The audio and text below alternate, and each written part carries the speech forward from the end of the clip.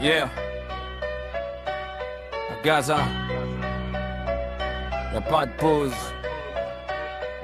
pas de débat télé, pas de générique, juste des frappes qui tombent jour et nuit. Là-bas ça creuse des tombes, ici ça commente. Des immeubles pulvérisés, des corps sortis à main nue. Et pendant ce temps on parle de contexte, de situations complexes. Non, c'est des gens coincés sous les gravats pendant que le monde pèse ses mots pour ne froisser personne. L'hypocrisie et la massive, visible assumée. On dit défendre les droits humains sauf quand ça dérange les alliances. On parle de justice sauf quand elle coûterait quelque chose. Les bombes continuent, signées par l'armée d'Israël. Et les capitales occidentales répondent avec des phrases molles, des condamnations à moitié dites, des silences bien repassés. On sait, tout le monde sait, les images tournent en boucle. On voit les enfants blessés, les hôpitaux débordés quand ils ne sont pas pulvérisés. De longues files de silhouettes humaines pour un peu d'eau. Mais on détourne les yeux parce que regarder vraiment obligerait à rompre avec notre confort. Le confort d'être du bon côté du monde. Le confort de parler de paix sans risquer la guerre. Le confort de condamner doucement pendant que ça explose. Les dirigeants appellent ça retenue diplomatique. Dans la rue, ça s'appelle abandon. L'Union européenne publie des communiqués, des pages bien écrites, calibrées, propres, qui n'arrêtent ni les missiles, ni la faim, ni la peur. Des mots contre du feu, le rapport de force est ridicule.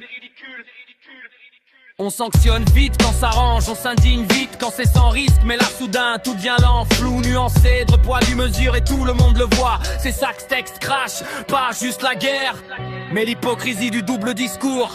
Parce que la violence ne tombe pas seulement du ciel, elle existe aussi dans cette manière de laisser faire, dans cette façon de hiérarchiser les morts, dans ce tri silencieux entre les vies qui comptent et celles qu'on regarde disparaître. On appelle ça géopolitique pour pas dire lâcheté, on appelle ça équilibre pour ne pas dire inaction, on appelle ça prudence pour ne pas dire peur de perdre ses intérêts. Pendant que des familles entières disparaissent, le monde riche débat de vocabulaire. Génocide, oui c'est bien génocide, que ça en déplaise à certains. Vous les bien pensants qui a ta parole de l'Occident, ça doit être dur de se regarder dans une glace. Et cette distance-là, elle est violente aussi, moins visible qu'une bombe, mais tout aussi réelle pour ceux qui attendent qu'on réagisse.